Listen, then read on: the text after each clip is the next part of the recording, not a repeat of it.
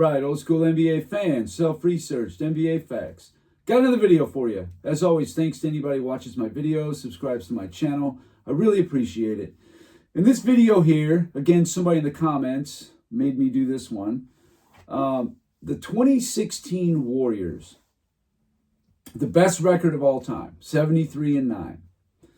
Now, obviously, that does not make them the best team of all time, but they did have the best record in the regular season. Okay, they're the only team to have a single-digit loss in NBA history, no doubt about it. But I think people need to relax with the whole, Cleveland beat the best team ever and all that stuff, and I'm going to get into why. So, the 5 best teams of all time record-wise were, here's number 5 right here. Oscar Robertson and Cincinnati stand in Philadelphia's way, with the winner to meet the Celtics in the Eastern Final in Philadelphia.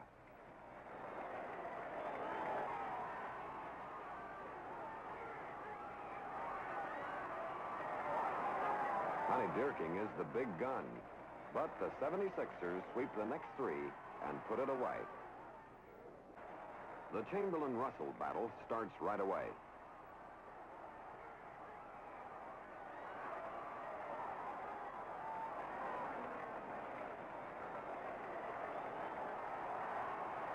Larry Siegfried interrupts.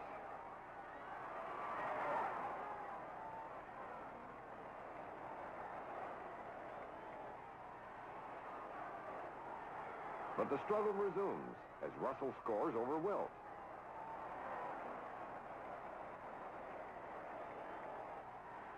And Chamberlain persists to score over Russell. Al Greer, Chet Walker, and the other 76ers win in 5 games and end Boston's historic streak of 8 straight NBA championships.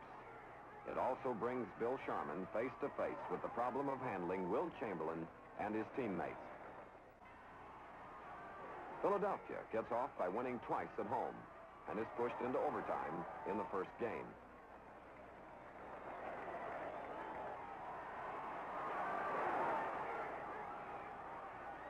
Nate Thurmond and his teammates are not about to give up that easily.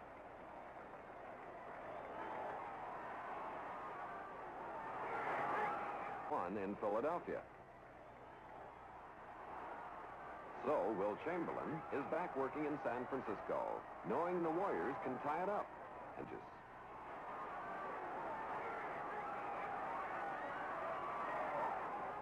defense.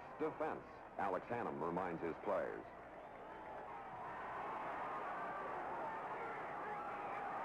The tense struggle goes to the wire with Philadelphia winning 125-122. And when the 76ers realize it is over, they respond accordingly.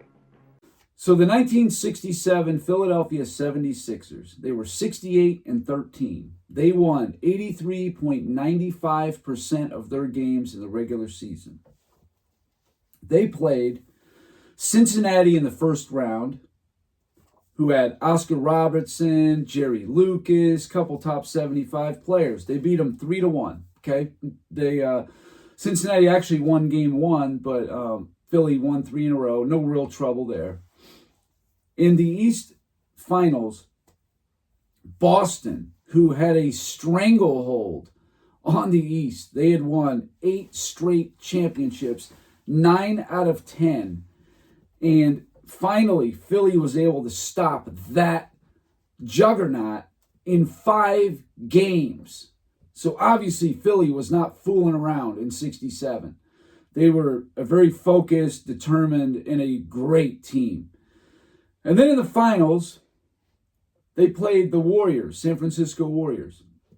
They were no pushover. And besides having top 75 center Nate Thurmond that Wilt Chamberlain had to deal with, which, again, he was no punk, man. Nate Thurmond was a man. You had to deal with Rick Barry. Easier said than done. But Philly beat them in 6 games, 4-2. 68-13 in the regular season. They go 11-4 in the playoffs. So no real problems at all. They had some tough competition. They had to beat 7 top 75 players. Of course, it was easier to make top 75 back then, but whatever. No real problems. That's my point. So the next team, who's the fourth best. Actually, there's a tie for third, but we're going to call this one the fourth best so I don't get accused of being a homer. The story concerning Michael Jordan's physical conditions. This Jordan arriving about 2 hours ago. He is suffering from flu-like symptoms. And Jordan trying to slip it and then took it back and hit. So Michael Jordan, despite visibly shaken by the flu symptoms. Isley starts his assault, gets it to Malone. Underhand layup, good. Shot clock at 4. Morris. A fiery start for the Utah Jazz. The first quarter was probably just to get some of the flu out, but you know, as the game go along, and you're a great player such as Mike, you're gonna find a way to get it done. And that second quarter, he caught fire. Jordan puts moves on Hornacek. Jordan, yes, not bad for a guy playing with flu symptoms. And the steal by Jordan. Putting behind the back on Russell, he turned it around. And fed it to Pippen. Tipped home by Jordan. What a play by Michael Jordan. Sometimes I myself always questioned how sick he was. Jordan got the step. Jordan has tied the game at 63.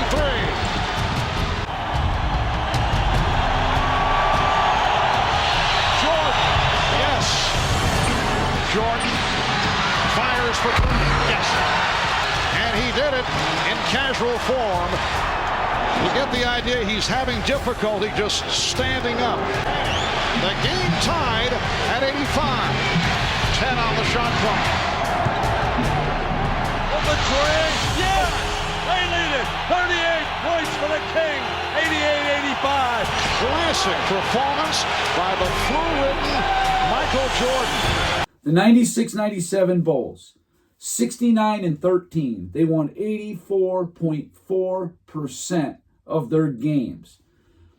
In the playoffs, they beat Washington, who was 44-38, beat them in 3. Atlanta, who was 56-26. Of course, they had Mutombo and Steve Smith. Christian Laettner was an all-star.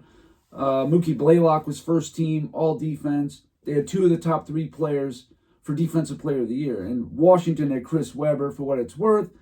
Then in these finals, they played Miami, a 61-21 team, a very good defensive team. They had Tim Hardaway running the point, Hall of Famer. They had Alonzo Mourning at the center, Hall of Famer. Very good team. The Bulls dispatched them in 5, despite giving the Bulls problems, at least scoring. And Scottie Pippen, another closeout game. Here's one that never gets talked about. He plays 6 minutes, then he's jacked up, whatever. He's out. But the Bulls finish it out without him. So then in the finals, they play Utah. And Stockton Malone, obviously. This is a team that was 64-18. Before the finals, this team, Utah, who people piss on now, bunch of white unathletic bums, chokers, whatever you want to call them. They were 46-8 before the finals. I think you'll find that's a pretty good record. They beat the Rockets, who had Drexler, Olajuwon, and Barkley. They beat the Lakers, who had rookie Kobe and prime Shaq. They ran right through those teams like no big deal. Well, Houston a little tougher, but no real problem. So anyway, all told, the Bulls 69-13 the regular season, 15-4 in the playoffs. No trouble at all. So the third best team of all time. Playing off wilt, the other Lakers were each at the top of their games. And none flourished more than Goodrich and West, combining to score over 52 points per game. They made the Lakers almost impossible to stop. All of a sudden, this team started winning basketball games. And we went along and went along and went along. 1 month went by, 2 months went by. When you get to 17, 18, 19 wins, now people are saying, like, wow, can they ever lose? Piling up victory after victory, the Lakers became more cohesive with every game. For 33 straight contests, the Lakers were invincible as they compiled a modern-day sports record win streak. They would go on to win 69 regular season games, the most in NBA history. But the Laker veterans knew that the postseason would be their time of judgment. Despite their magnificent season, these Lakers knew that if they failed to lift their finals hex, they would be remembered only as losers. As they had in 1970, they would face the Knicks. But this year, there would be no miracle upsets. The Lakers were also Rands no longer, dispatching New York in 5 games. They would go down in history as one of the NBA's greatest winners. Goodrich passes under to Wilt. He's got it. He puts it up and slams it. The 1972 Lakers. The Lakers were 69-13, just like the 97 Bulls, won 84.4% of their games. In the first round, they get Chicago, a very good defensive team. They sweep them in 4 games. They had Hall of Famer Chet Walker. They had like Bob Love, Norm Van Leer, Jerry Sloan. You know, pretty tough team to be playing. They would have been the semifinals. They didn't have a first round then. Okay. Then in the West Finals, they played Milwaukee, the defending champions, who were a 63-win team. Kareem, Oscar Robertson, Bob Dandridge, a Hall of Famer. They beat them in 6 games. Then in the finals, the team that beat them 2 years ago in the 1970 finals, the New York Knicks, they got Walt Frazier, Dave DeBusschere, Jerry Lucas, Earl Monroe, 4 top 75 players. They beat them in 5 games. So all told, the 72 Lakers, 69-13 in the regular season, 12-3 in the playoffs. No issue at all. You know, that's what these great teams of all times do. They don't have issues. You know, they demolish the other teams. There's no anybody pushing them to 7 games, nothing like that. And the second greatest team of all time, no different. This series, something he does a lot against every other team, but Pippen a little taller, he's been a little reluctant to do it. Now Dennis Scott is guarding Michael Jordan, who shoots over him and hits from downtown. Jordan is 4 for 4. He has 11. Kerr now on the floor along with Jordan, Pippen, Kukoc, and Bushler. Michael Jordan makes it 5 for 5. Saturday. Chicago not anticipating all this pressure defense from Orlando. They're making some lazy passes. Shot clock at 5. Jordan posting up Bowie. And continues the 17-point lead.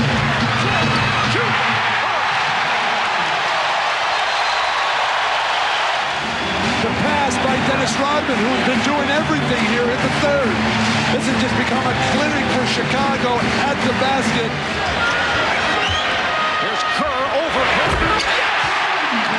A 3 for Steve Kerr on the front line. Kukoc from the 75 to 63. Open shot. Pippen able to scoop it up. The 1996 Bulls, 72-10. They won 87.8% of their games. So who did they play? They played Miami in the first round, who had just acquired Tim Hardaway, a very good 42-40 team. They beat them 3-0. The Knicks in the semifinals, they were 47-35, led by Ewing. Beat them in 5 games. Orlando with Shaq and third for MVP Penny Hardaway. They were a 60-22 team, defending East champs, no pushover. They swept them in 4. Then in the finals, it was, pretty hard fought, but ultimately the Bulls won it in 6. What can you say? So, all told, the Bulls were 72-10. They were 15-3 in the playoffs. Again, no real trouble. You know what I'm saying? Then you come to this team. Curry, yes! Durant, Ibaka, yes! That's a 2. Thompson now played by Adams. She's over and knocks it down. Curry met by the switching Adams. Curry fires. Yes! The game is tied.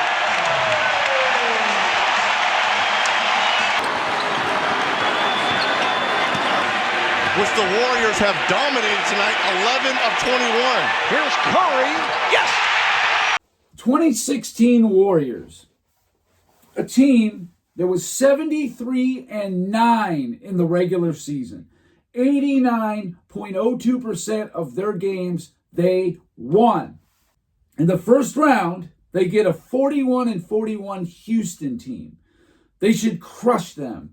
Like the 72 Lakers, like the 96 and 97 Bulls. They should demolish them, right? Well, they did win the series, but only in 5 games.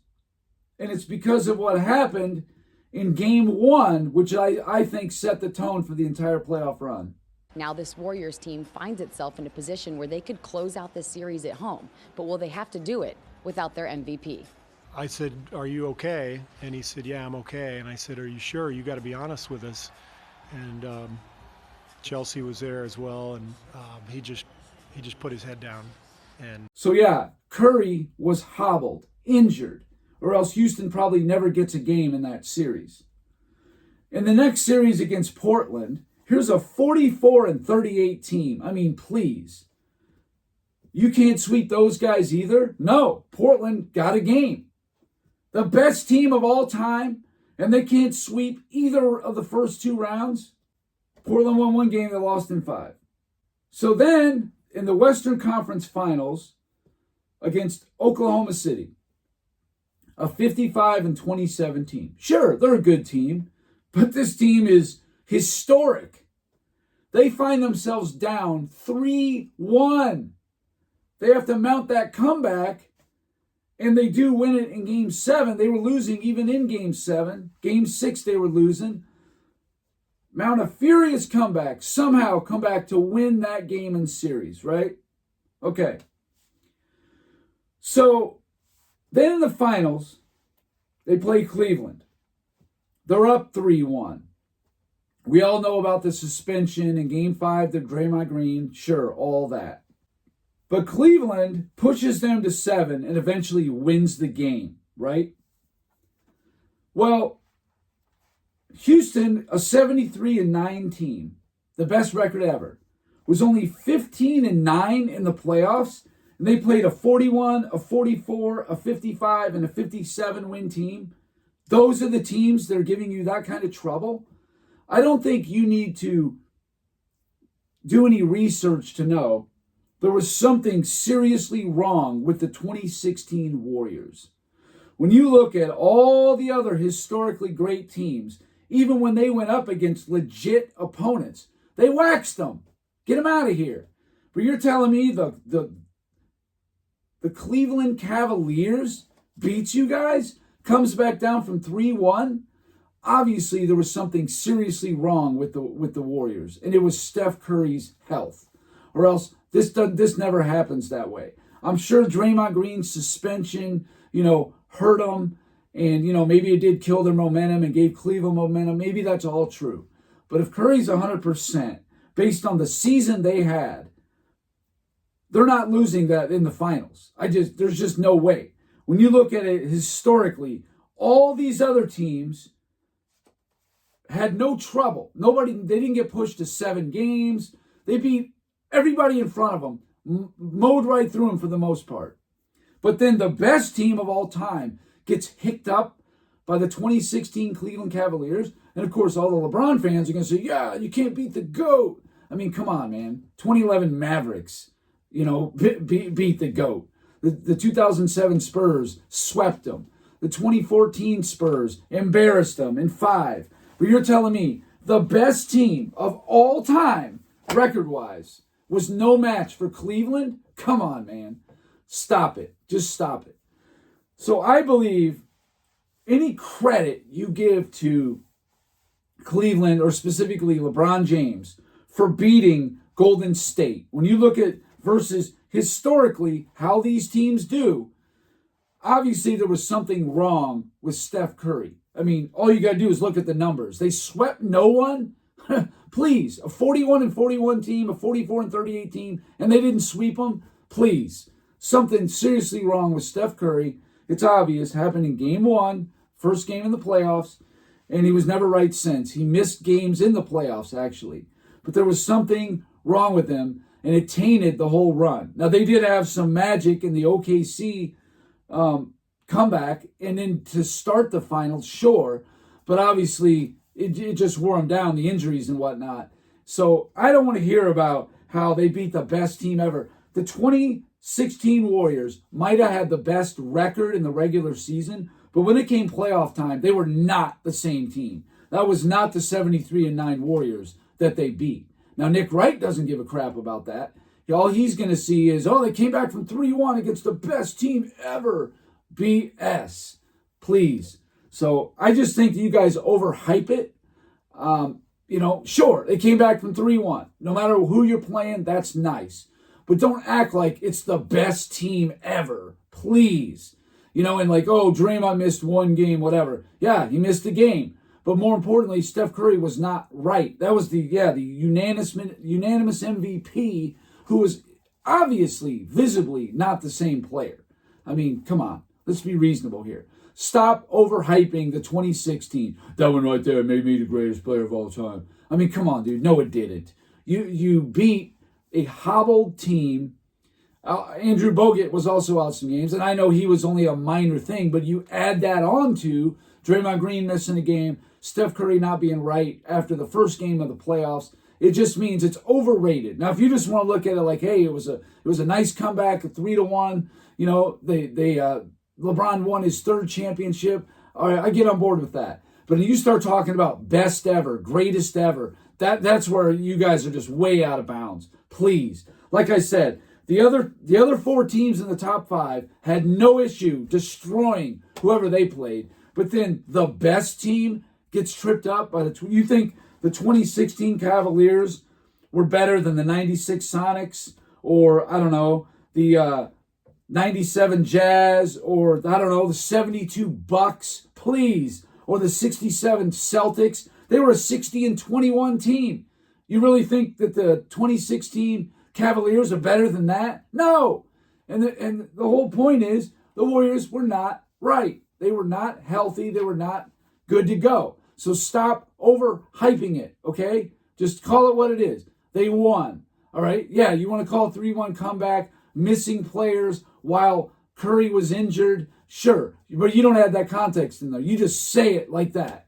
So just saying, it's not what you guys say it is. It's always bothered me. Somebody again said it in the comments. I'm like, you know what? I'm doing a video on this. This is just garbage. I'm just sick of hearing about this miraculous 3-1 comeback that LeBron led. I mean, please. He didn't play good in Game 7. He got, the most historic defensive play of all time and all. Yeah, right. But please, I mean, you guys, you like to exaggerate and go too far with it. That's all I'm saying. So anyway, that's all I got for this video. If you guys liked it, please hit the like button. If you wouldn't mind sharing the video, that would be great. If you haven't subscribed already, please do. I try to give daily content. And that's it. Thank you guys for watching. Till next time.